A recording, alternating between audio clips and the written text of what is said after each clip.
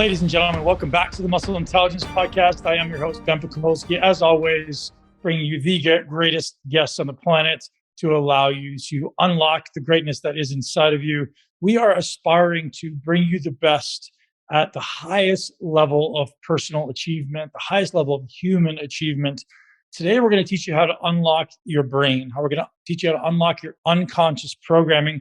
We've been going down this path a little bit lately with a few of the guests, and I want to keep driving it home because there are some immediate action items you can take right now to upgrade your life through accessing your unconscious and subconscious programs. Ultimately, the life that we live is a result of our thoughts, of our unconscious programming. And if you want to live the greatness that is in every one of us, today's guest is going to help you unlock it. Elliot Roe joins me today to teach us about the unconscious, the subconscious, and ultimately how to access it through his modality called regression hypnosis. Now, this is not waving the watch in front of your eyes type of hypnosis. This is not you are under my spell type of hypnosis. This is really, really scientifically validated changing of the unconscious programs. And Elliot and I have worked together personally over the last few months, and I can tell you truthfully that the results are nothing short of miraculous. As you guys know, I'm always on a quest to improve myself. I'm always trying new modalities and new therapies and new therapists and working through ways to really start to unwind the programming that was laid down for me early in childhood and express the greatness that I know exists in me and I know exists in you. And I'm so grateful to have someone of Elliot's caliber here. Elliot is literally world-class, working with the top high performers in the world. And this is going to be so much value for you. So listen all the way through to the end. Today's podcast is brought to you by Bubs Naturals, a longtime sponsor of the podcast. You know, Bubs has been with us for almost 5 years now. And the reason they stay with us and the reason we stay with them is because we believe in the product and the listeners of this podcast support them religiously. Bubs is known for having the best collagen, the best MCT, and ultimately now they're adding a new complete range of products that you guys are going to love, just ultimately to help us access high-level products. The other thing I love about Bubs is that they're doing it with integrity. They're giving back with 10% of profits going to charity, specifically supporting the namesake of the company, Bubs Charity, which is giving back to military veterans and their families, which I absolutely love. Support people who have given their lives or given a lot of their lives for the country and freedom. So thank you to bubsnaturals.com. You guys can access 25% off, which is more than ever. Normally it's 20. They're going to give you 25% off for this month only at muscleintelligence.com/bubsnaturals. muscleintelligence.com/bubs, B-U-B-S, naturals with an S. Ladies and gents, do not neglect this amazing opportunity. Bubs has the highest quality collagen that exists, that if you're someone who's concerned about improving the complexion of your skin, the collagen elasticity, your fingers, fingernails, your hair, your skin, all of these amazing things, your joints, your blood sugar regulation, these are all the benefits of some collagen every day. Usually for myself, it's on the order of 30 to 40 grams. It's been suggested about 5 to 10% of your total protein intake should be coming from collagen to balance out the ratios of amino acids. And that's what I do with myself and all of my one-to-one clients.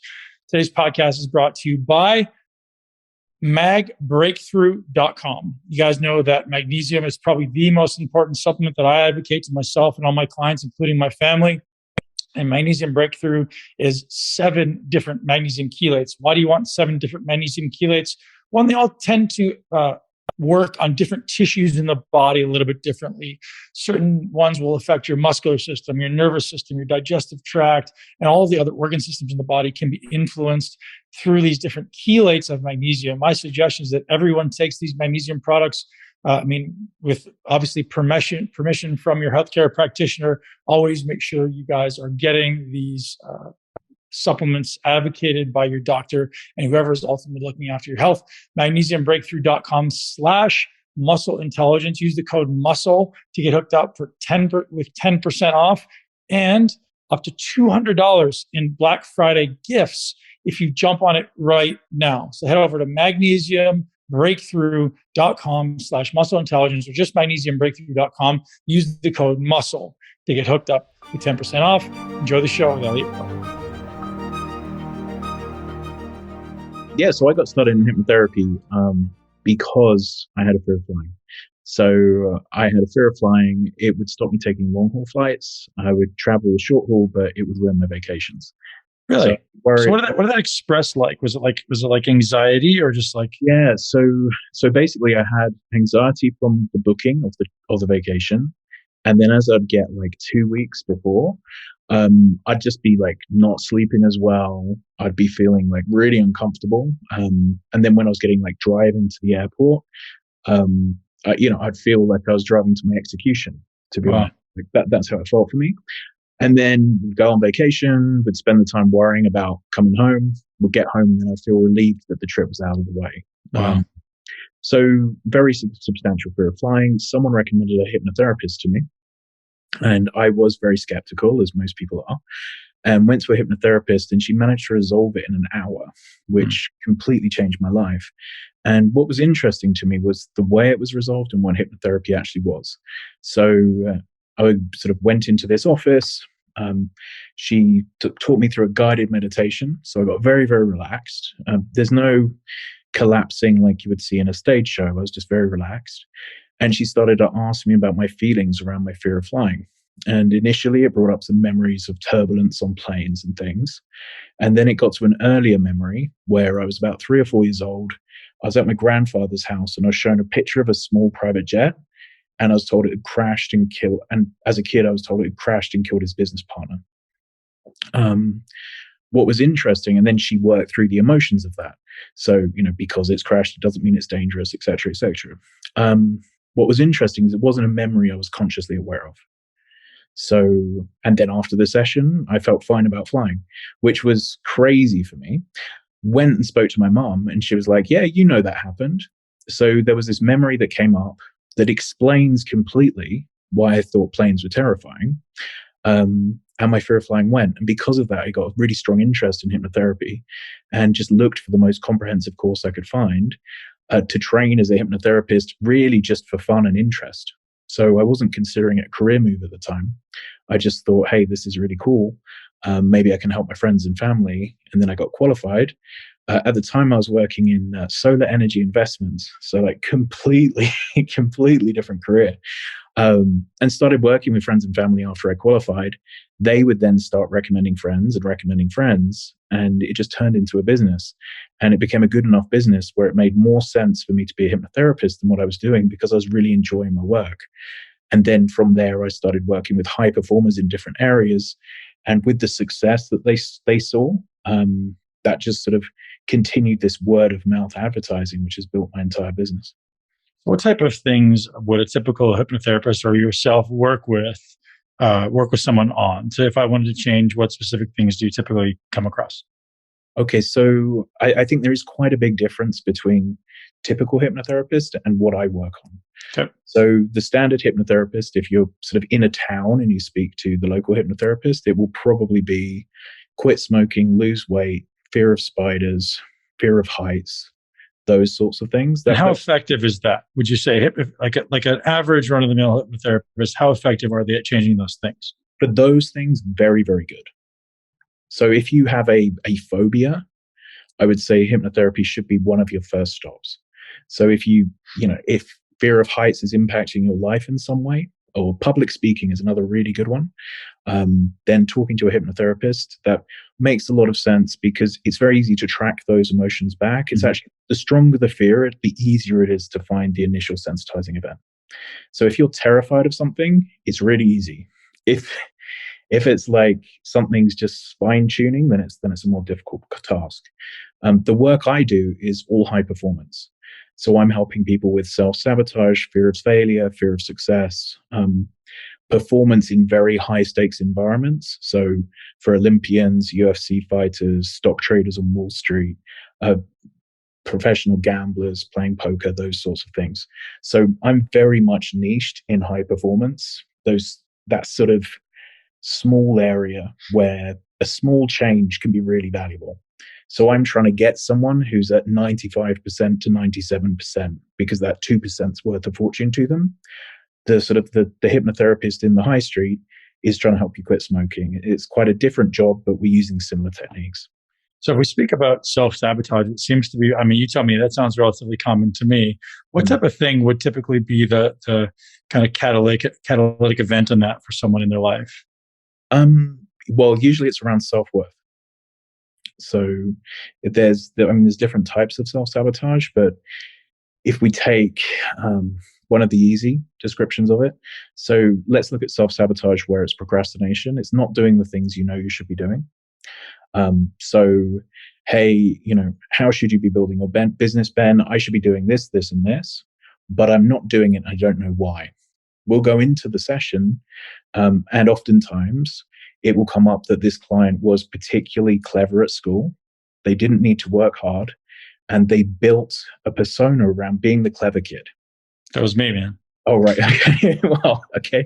Well, it gets deeper than this. Dude, I didn't read a book till the end of high school. People don't know that. I got through high school, almost to the college. I think I got into college without reading a book, period. Yeah. And the thing is, usually these people, because they've defined themselves that way, it becomes really scary to start to work hard.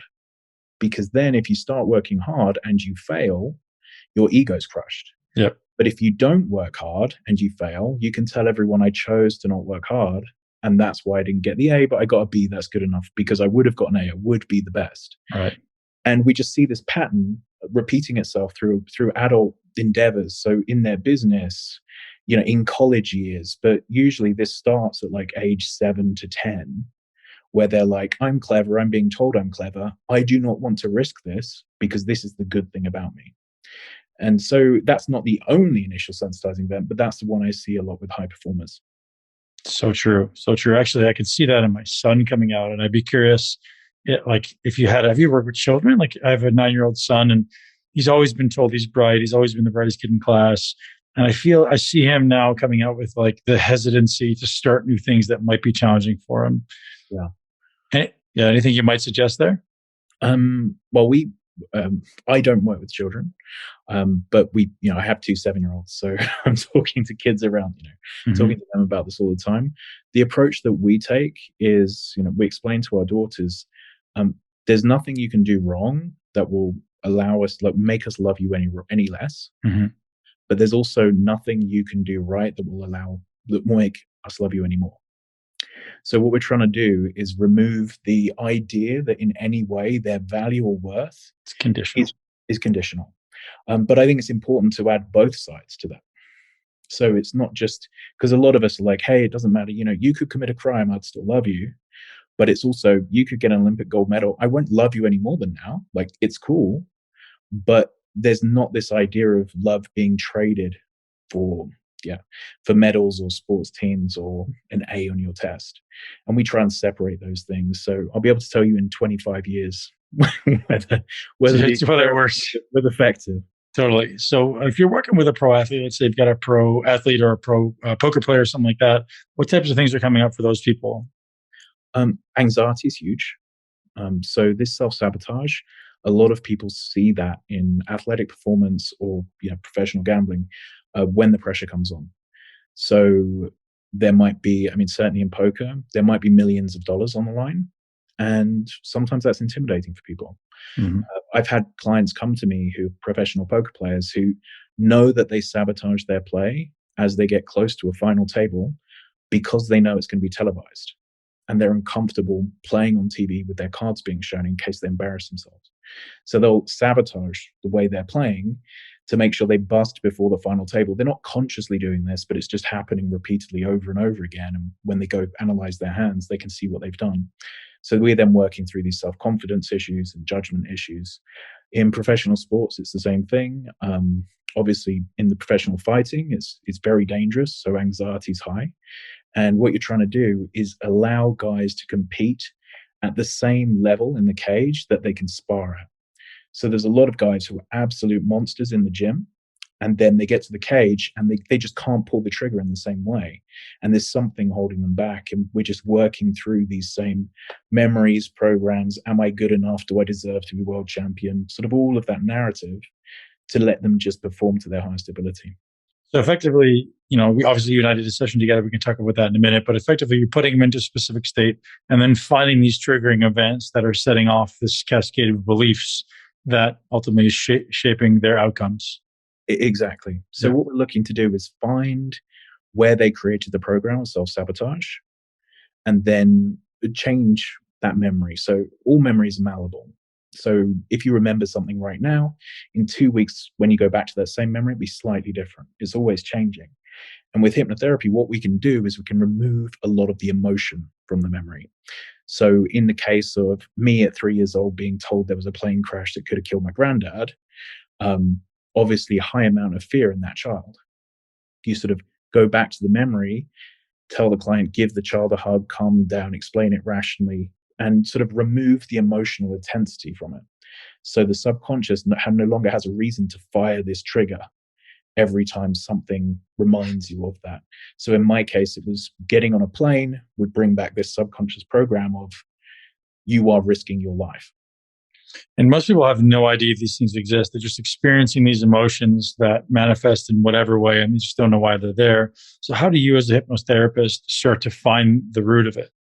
So I'm always looking for the physical sensation that they notice in their everyday life. So let's say it's anger. So someone knows they're getting triggered. Again, in my case, a lot of the times it'll be CEO of a company getting triggered by a particular member of staff and can't understand why. And I'll say, okay, how does that anger feel in your body? And they'll say, so this is in the hypnotherapy session. So they're very relaxed. So where do you feel that anger in your body? And they'll say, I feel a pressure in my chest, a sickness in my stomach, whatever it might be for them. And then we'll say, right, I want you to trace back to another time earlier in your life you felt that same way. 5, 4, 3, 2, 1. What's the next time you think of? And they'll bring up a memory, and then the next memory, and the next memory. And then you usually end up somewhere which just explains the problem. And then there's sort of an art and a science to this. You can never be 100% sure, but you get this feeling like, yeah, this is the thing that's taught them this, and then we work through it. And this is why I was saying that when it's very strong emotions, it's actually much faster to get to the root cause than when it's very subtle. So the fine tuning I'm doing with someone who's already at 95% is actually slightly more difficult and usually takes longer than someone who says, I am absolutely deathly terrified of public speaking. There's a reason, and their subconscious knows why, because the alarm's already on a 10. So your subconscious can find quite quickly where that's coming from.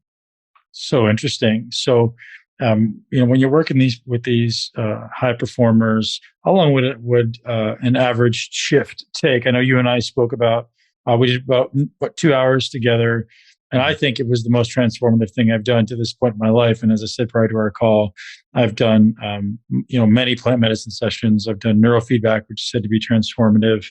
I've done tons of meditation sessions. I've never done any psychotherapy or anything like that. But as far as like feeling an immediate shift that seems to have stuck, as far as just how I feel about myself, my overall feeling, tone, and energy was completely different after 2 hours. Is that typical, or do people sometimes take long? I know you said like if it's something that's not so charged, it takes longer. But I'm curious, like how many sessions you have on average working with people? So I would normally say it's very rare to someone to have a first session and then not be a big shift. So I would expect some shift after a first session. But I'm working with people usually sort of over a longer period of time. So typically I'm doing 10 sessions over 6 months, or I'm working with people in some cases over years and years, depending on effectively the stakes that they're playing. So So is it going levels deeper, or is it always working on the same challenges? so usually we're starting with the very charged issues, and we typically resolve those pretty quickly, or they feel that shift that you're describing pretty quickly in those early Mhm. sessions. And then it becomes more about fine tuning their behavior, the more subtle patterns, the ways that they can explore their subconscious to make the most of their potential in their business or their career or whatever it might be. So it starts off very emotional, and then it becomes more like a coaching relationship moving forward. Um, and again, this is especially when the stakes are at their highest. So people playing very, very high stakes poker, crypto traders, stock traders, CEOs of large companies, Mm. where one small decision might be millions of dollars. And that's where it's this sort of longer term approach. But certainly what you described in terms of a first session having this deep impact and like life just feels easier now, that's not rare at all. That's what I experienced, and what you've experienced as well. Yeah, so for the listener can understand, it's almost like a heaviness was taken away, right? So my energy felt lighter, my brain felt lighter. I don't know how else to explain it. It sounds kind of weird and woo, but it just felt lighter. I felt like I had less overall weight to carry around after that one session. Is that type of palpable experience relatively common with what you do? I would say that's actually the most common description. It's they say I feel like a pressure's come off my body or my Mm. mind. And what it is they've been carrying around a fear or a stress that they thought was part of them. So they thought that they are an angry person, or I am an anxious person, or whatever it is, that belief. And they've now been separated from that belief to, I learned to be angry because it kept me safe, or I learned to be anxious because it kept me safe. And with that separation removes all of that pressure. And it's just like, okay, I'm me. And if I can unlearn that, I can unlearn other things. And I don't need to be worried about judgment from my family or my friends or my parents in quite the same way. So many of us, or I would say almost everyone, is carrying this emotional weight from childhood. Oftentimes, quite a lot around: am I good enough? Am I lovable? Parental issues. And as adults, if we can disconnect from that, which logically we know we should, but it's very difficult. It just feels like an enormous amount of pressure is released, and you have this different freedom in your life. For the listener, I had some really interesting memories come up that I had no idea existed, and they were so crystal clear, like exactly what was happening in my life. And again, it felt so real, like I was there. And then as you just went through and kind of, changed my beliefs around those things, it just felt like it just lifted, and it was just an incredible experience. And so I think it's important that I bring that up because I had no idea those memories were there. I don't even know if they're real, but the perception of them felt real. And now the shift in perception of them also continues to feel real. Like, and as you say, the self-worth changes, the conversation you have in your head changes around the person who put it there, the person who was maybe putting the charge there completely shifts. And like my interactions with them since have just been different. And it's such an interesting thing to be able to step into a relationship that for, 35 years has felt this like negative charge, and all of a sudden it's not there. That has so much potential to change so many aspects of life on a simple level. Mm. And and then that's the thing, is this it was just a learned behavior. Mm-hmm. So, it's this: I have learned that this person is a threat, or this person is judgmental, or this person will make me feel awkward. It doesn't have to be huge dramatic things. But then when you get that release and we adjust these memories and we see this is another person just trying to get through life. All of us have issues with our parents. Mm-hmm. All of our parents probably were just doing the best they could with their faculties at the time, with their abilities at the time. Yeah. And if you can just start to feel sorry for them if they didn't do things perfectly instead of blame them, that reduces the pressure dramatically. And a lot of the sessions, whether it's with a fighter or a poker player or a stock trader, in reality, a lot of it's just around forgiving parents, forgiving ex-girlfriends, forgiving, the uncle or whoever else, and just starting to release things and see, hey, humans are humans. We're all doing our best with what we can. And I can feel sorry. I can feel empathy for someone who is angry at a 6-year-old, because what sort of stable person would get angry at a 6-year-old? And sort of pass the way that felt from yourself, the way you feel as a 6-year-old, to pass it to the adults. So, hey, I don't need to feel bad about being a bad kid. I need to feel sorry for them that they couldn't control their emotions. They didn't know how to deal with children properly. And as you pass that on, it just feels different. We're doing this at a subconscious level. So as you're passing on sort of the empathy almost, because so feeling from a feeling of blame to a feeling of empathy, then that trigger doesn't make sense to your subconscious anymore. And then you can just move forward. Fascinating. Do you ever get high performers? I experience this quite often. High performers who say, I'm not sure what's wrong. Like, I don't have any conscious awareness of why I'm self-sabotaging. So maybe they've become good at blocking their emotions or muting their feelings. What do you do in those scenarios? So I'd say that's probably the majority of the high performers who come to me. They don't know they don't have a specific thing. They have I know I could perform better, but it feels like there's a barrier in my way. That's how I felt before our call. Yeah, and that's like the starting point. I'm like, okay. So then I explore it. Like you said, our call was 2 hours. 90 minutes of that was really an exploratory conversation of me trying to, hear from the things that you're saying about your past, the way your tone of voice changes when you talk about certain people or certain time periods, the sorts of things that were triggers for you in our conversation. And that's helping me build a picture of the type of direction I think we're going to be taking with the hypnotherapy session. So I'm spending sort of 90 minutes getting as much data as possible. And then just through my experience, I've probably done 13,000 sessions now. Like I've done a Jeez. lot of hypnotherapy sessions. And just from having done all of those, I'm like, okay, the direction I think I need to go with Ben is here, here, here, because, again, my subconscious is working. When you do that many sessions of anything, you just get patterns and trends, and you just have an idea of what direction to head. Totally. So I understand that a lot of it's probably subconscious. You just start to have a feeling. But if you were to bring that to like your conscious awareness and offer to the audience, like what you might be looking for in someone's facial expressions, the tone of voice, maybe the rate of speech, what types of things would kind of would manifest in someone if they're expressing on something that they're maybe afraid of, or that may be a triggering event? So what I would do, part of that intake, I always talk about both parents. So I'll say, hey, are your parents alive? Are they together? Are they divorced? And they'll say they're alive and they're divorced, or whatever it might be. What was it like growing up with your dad? And sometimes I get a 1 or 2 word answer, right? That means it's an issue. It was great. Okay, probably wasn't great. So I need you to expand, talk into it. And then I'll do the same with the mom. And what you'll typically notice is the tone of voice will change on one of the parents. So the way the client's sounding, when they're describing other things, they speak one way. And then we'll get to one parent, or we'll get to one experience, and the pace that they speak will change. Sometimes it's slower and more thoughtful. Sometimes it's faster. Or there'll be like a cracking in the voice. Again, hard to describe, but if you were listening to these sessions, it would be very clear for anyone to pick out that, hey, you've sounded like this the whole way through. We've got to your mom, and then suddenly it's different. And then we go away from your mom and it's changed again. I'm like, okay, I know I need to be covering issues with this client's mother because something is going on there. There's some kind of restriction. And then we're just talking about, obvious things like, when's anxiety coming up in your life? Are you getting frustrated? Are you getting angry with people? And then, in your business, what are the things you should be doing that you're not doing? And oftentimes people can give me a long list of the things they know their competitors are doing that they're not doing themselves. Right? That has to be self-sabotage. Yeah, I love that.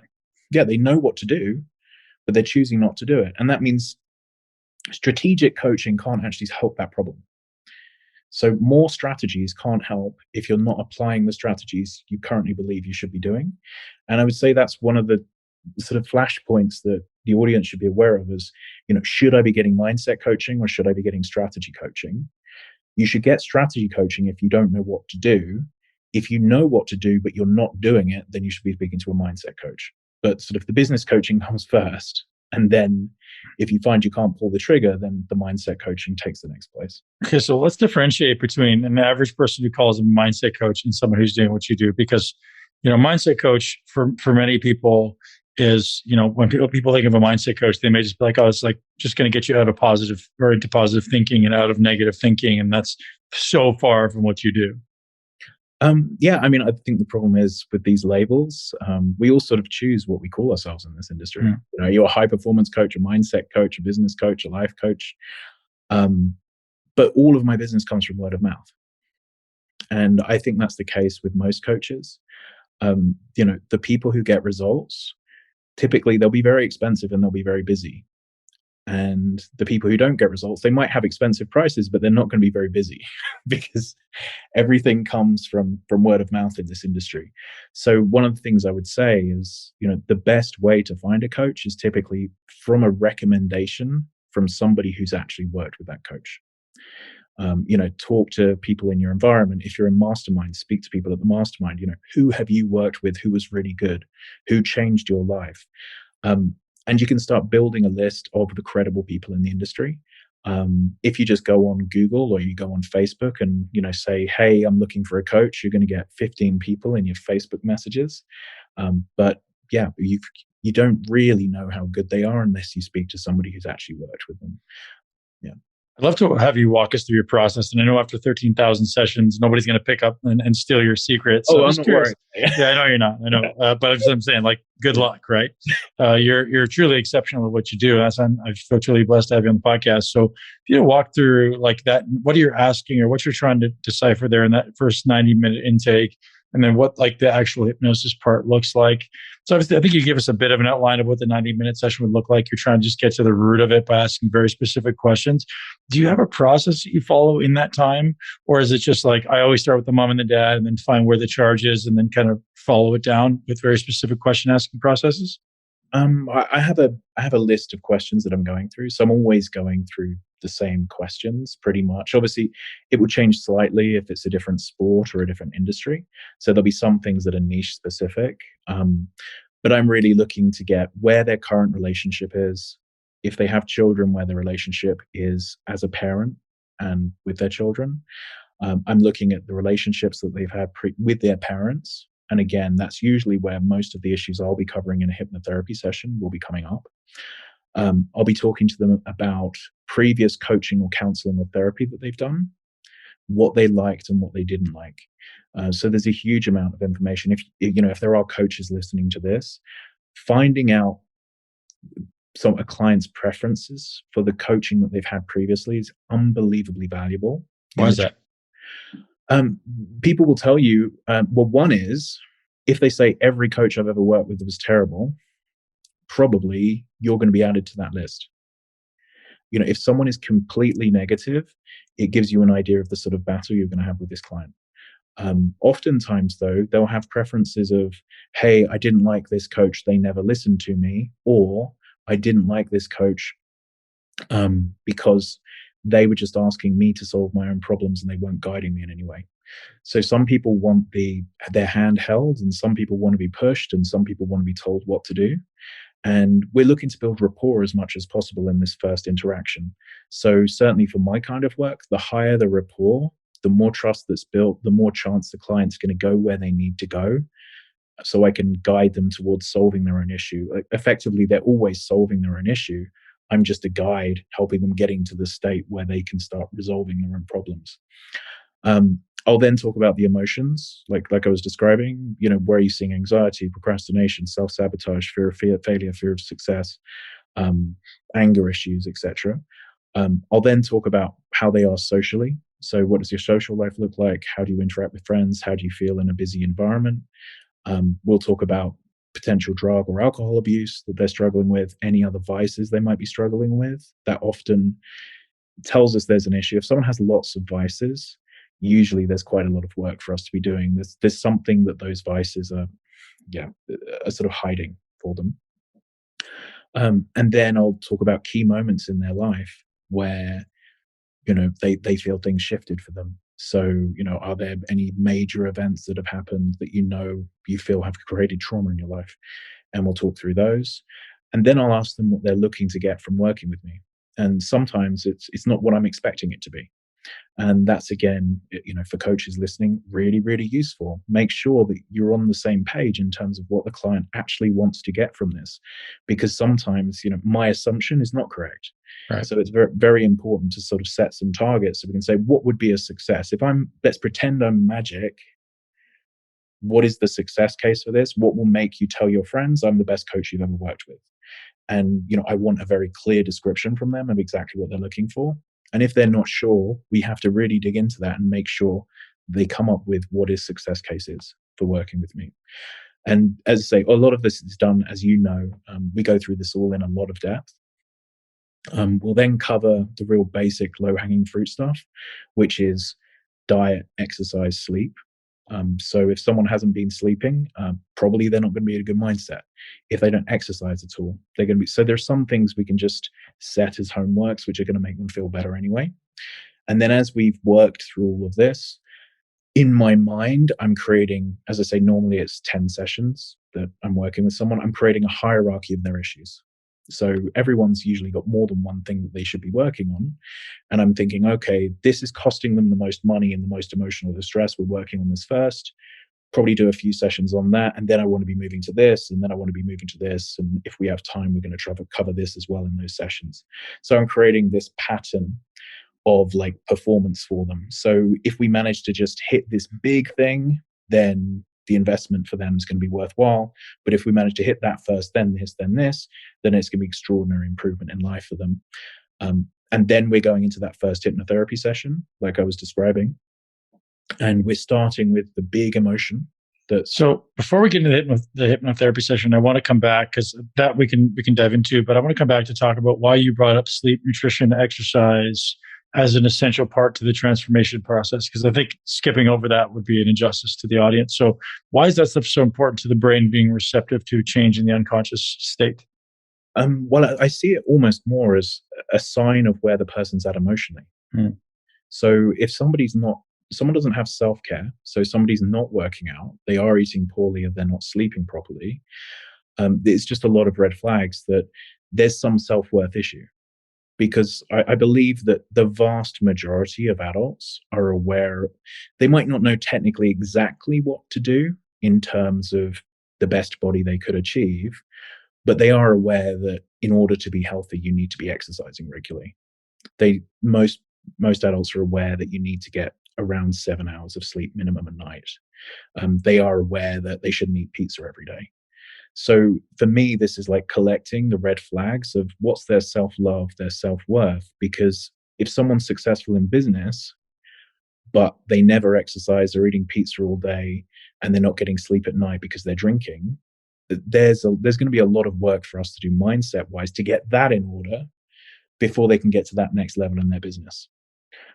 So I just see the importance as without these things, it's unlikely you're going to be a very high performer in life. And it's like as I say, these are the red flags I'm looking for the direction of these sessions. Yeah. So if someone knows better and doesn't follow through on it, you see that as a red flag for self-worth rather than maybe just they don't value it. I think it's very rare for someone to truly. So I'm having a very intense, effective, quite intimate conversation with somebody.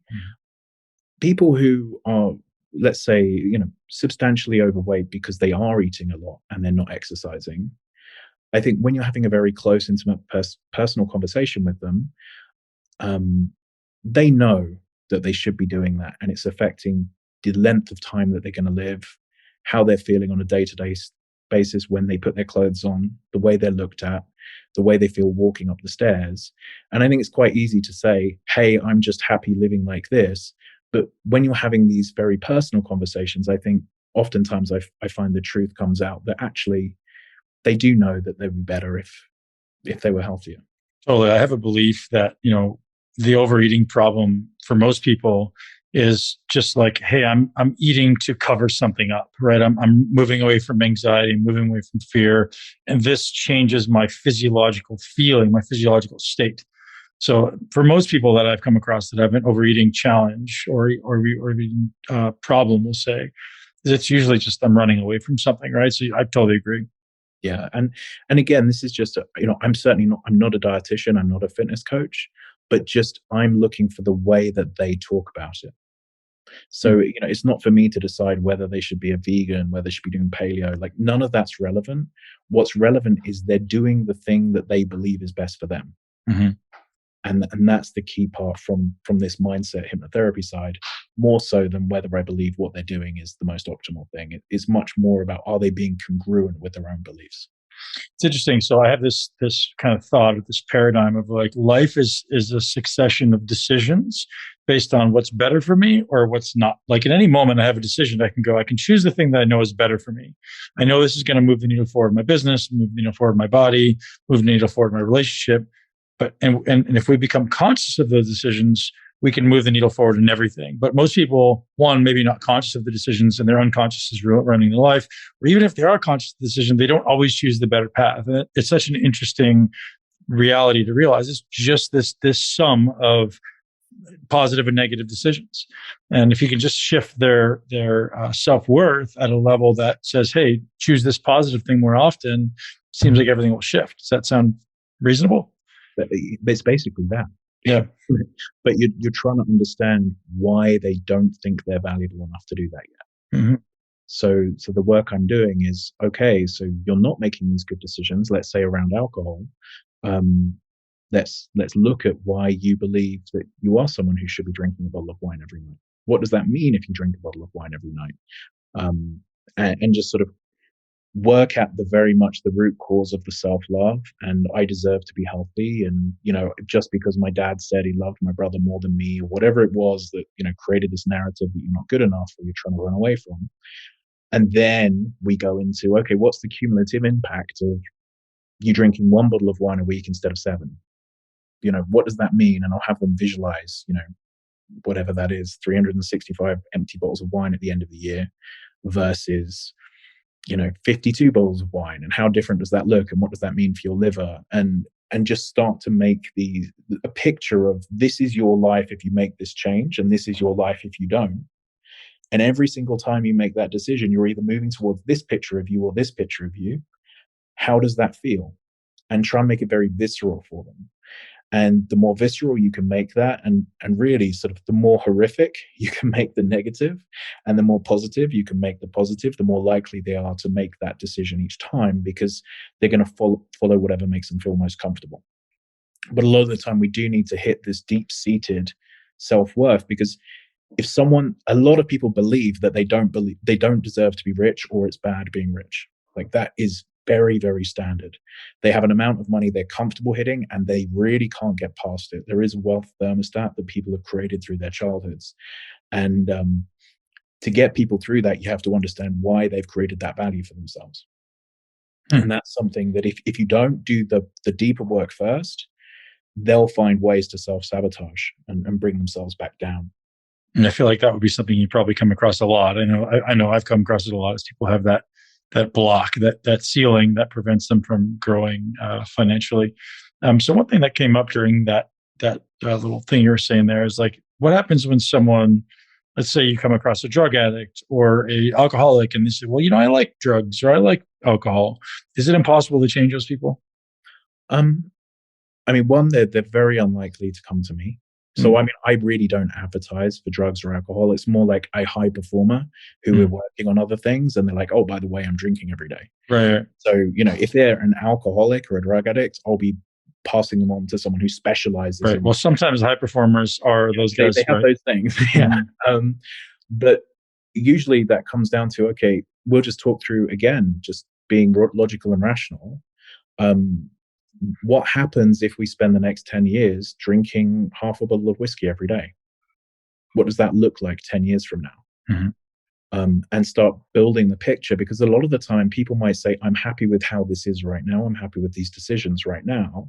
But it's because they're looking at the decision of how it makes them feel in the moment, not the cumulative impact of this. So we take the conversation to 10-year timescales. Right. And we reframe. So I'm not interested in finding out if your Friday night is better if you're drunk or if you're sober.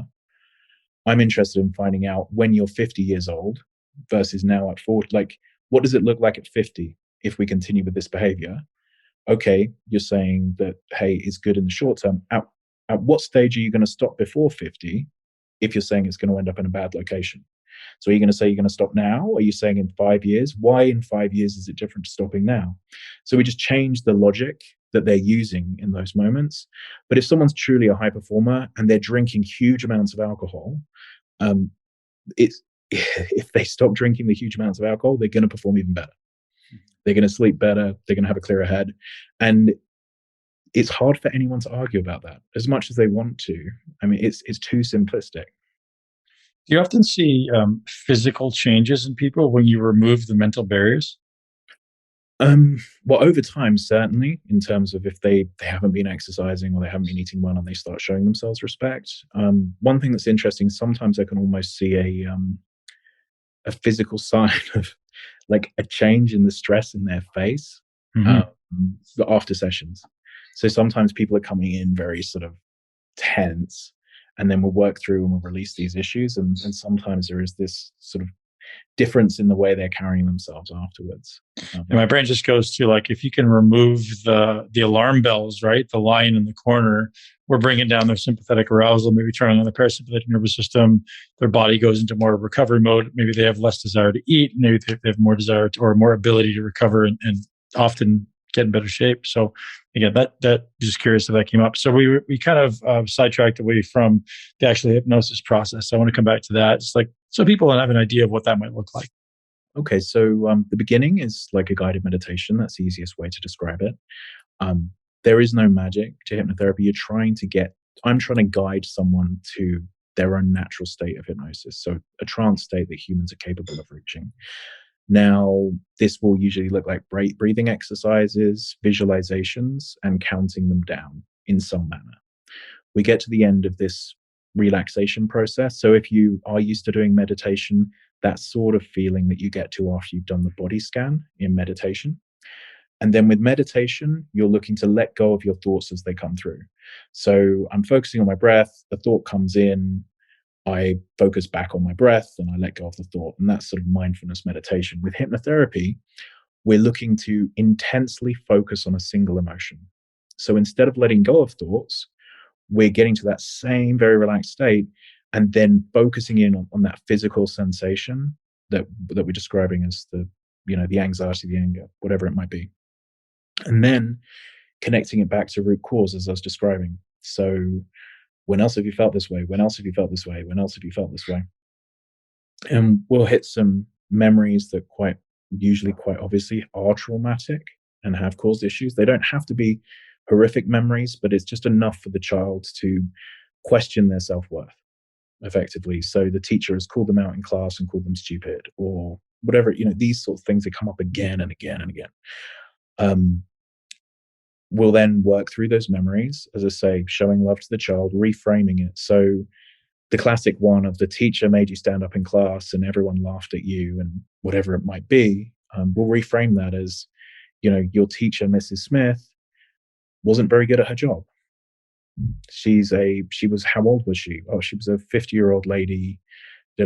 How stressed did she look? Incredibly stressed. Okay, so how should we reframe this? This wasn't about you being a failure or a stupid person. This was about a 50-year-old teacher having a bad day at work, and sort of change the way the memory looks. And as you start changing the way the memory looks, you're going to remember it differently. So we're manipulating that forever in the person's mind. And we're removing the emotional triggers of everyone judges me, everyone thinks I'm stupid, to it's a shame Mrs. Smith was having a bad day. That's embarrassing for her. If her peers could have watched what she was doing, she would have been embarrassed about how poor she was at teaching that day. So you're like shifting the feeling of the whole situation. And we do that through a number of memories. And then I'll do other methodologies within hypnotherapy as well, things like parts therapy, where you're talking to different parts of the person's personality, getting an understanding of where that's coming from, visualizations around success in the future pacing, how are things going to look in 6 months? How are things going to look in 2 years from now? Creating, as I say, the split. So I want you to visualize what happens if you continue with your behavior this way. I want you to push that out a year. What does it look like? How's your life? Another, what does it look like if we do all of these things correctly? How different are those two pictures? Add this to your decision-making process. And there's just, probably 30 different types of exercises like that I'll choose from depending on how the session's going and where I'm seeing the emotion. And then we'll bring them out. And I'll talk to them about, okay, so what feels different? What's changed? What hasn't changed? And then we'll go into, the next session will probably be 2-3 weeks forward. And they'll be messaging me in between the sessions of, hey, I had to go and give a public speech and it felt different to before. This felt easier, this felt harder, whatever it might be. And then we're just setting up for the next session of what hit and worked and what didn't. And then following that through, navigating that through the sessions that I'm working with the client. And so one thing that came to mind when you were saying that, my first grade teacher slapped me. And I think that made me rebellious for my entire life. Like I was thinking through, because I have this kind of attitude of just being very rebellious. She slapped me in front of my whole class. And it set me up for the rest of my life to feel like I was a rebel because teacher slapped me and I kind of got back in her face. It's amazing how that little stuff comes up and you're like, that can shape you so much. You're not sure why it's there. And it's so crazy how that shapes the entire rest of your life. And then, as I say, if you can then shift that. So your subconscious said, I'm naughty, I'm a rebel. Mm-hmm. And we dig back in there and we're like, hey, we're going to go into the DOS programming behind this and say, Mhm. wow, that teacher is so bad at her job that she slapped a child. How embarrassing is that for that Right. teacher? She risked her career because she couldn't control her emotions. And then you sort of shift across the emotional weight from this. And then suddenly that program's then running differently because, oh, perhaps I'm not a rebel.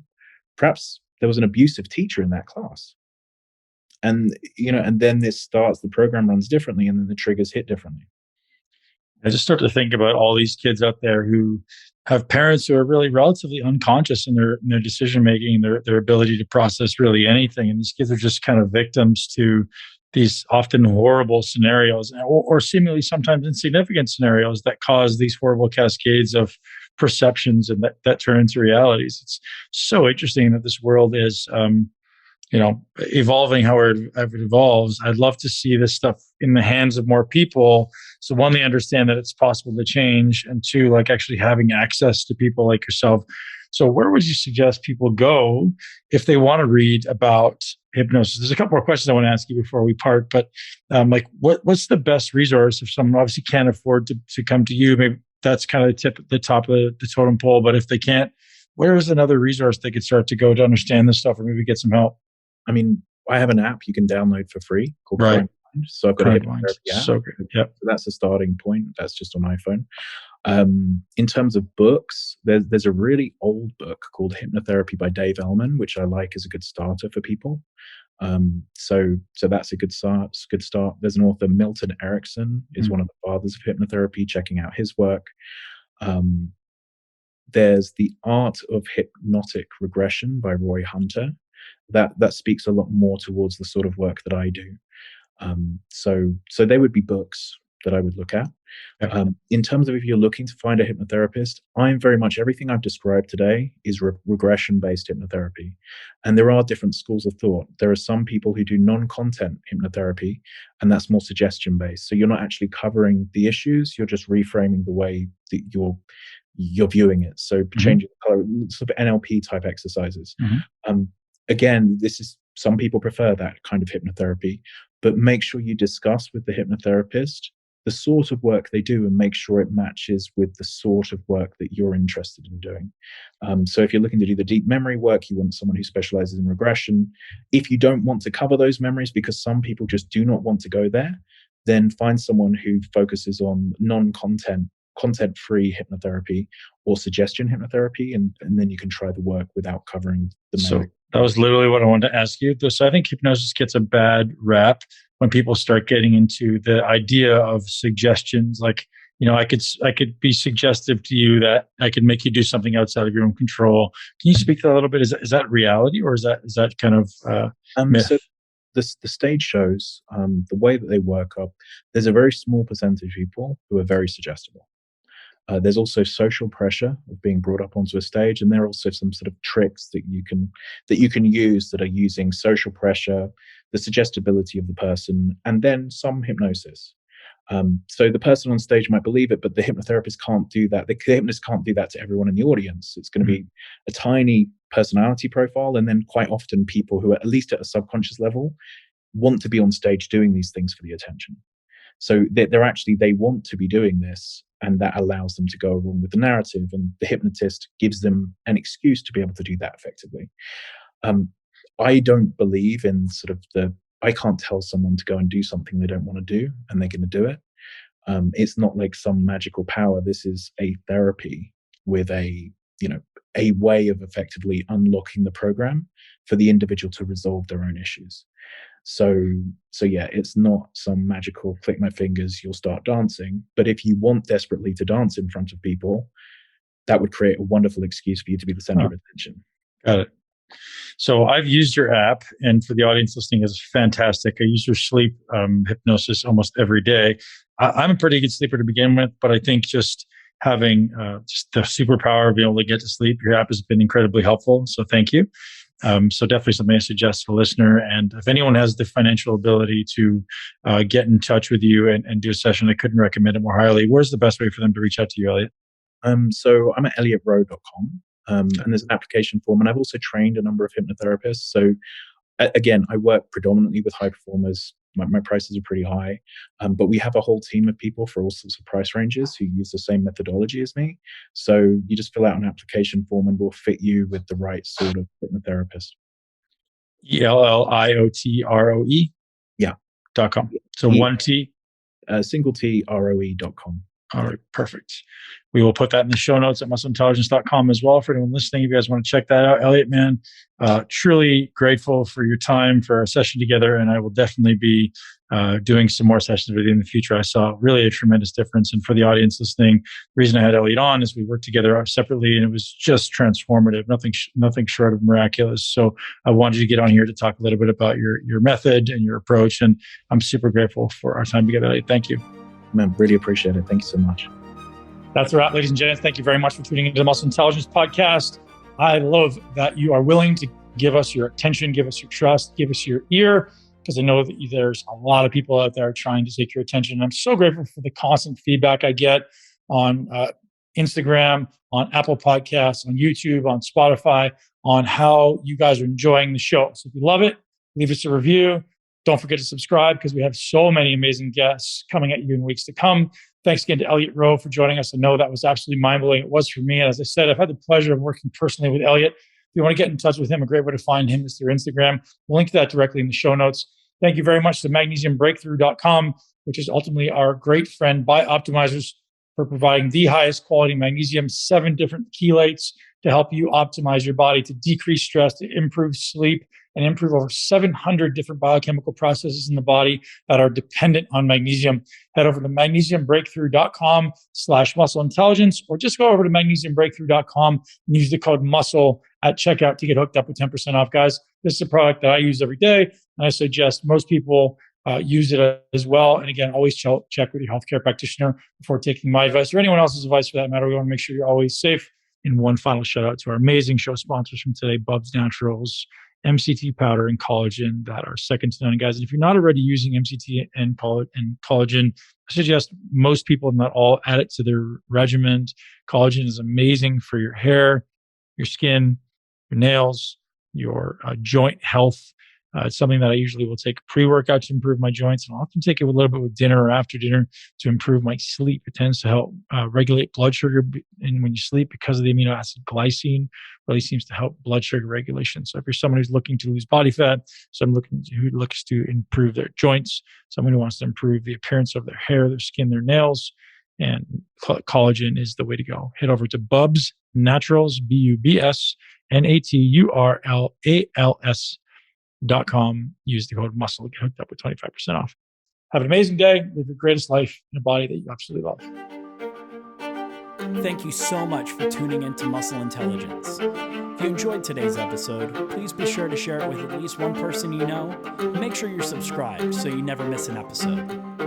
This podcast is for information purposes only. The statements and views on this podcast are not medical advice. This podcast, including Ben Pekulski and the producers, disclaim responsibility for any possible adverse effects from the use of information contained herein. Opinions of guests are their own, and this podcast does not endorse or accept responsibility for statements made by guests. This podcast does not make any representations or warranties about guest qualifications or credibility. This podcast may contain paid endorsements or advertisements for products or services. Individuals on this podcast may have a direct or indirect financial interest in products or services referred to herein. If you think you have a medical problem, consult a licensed physician.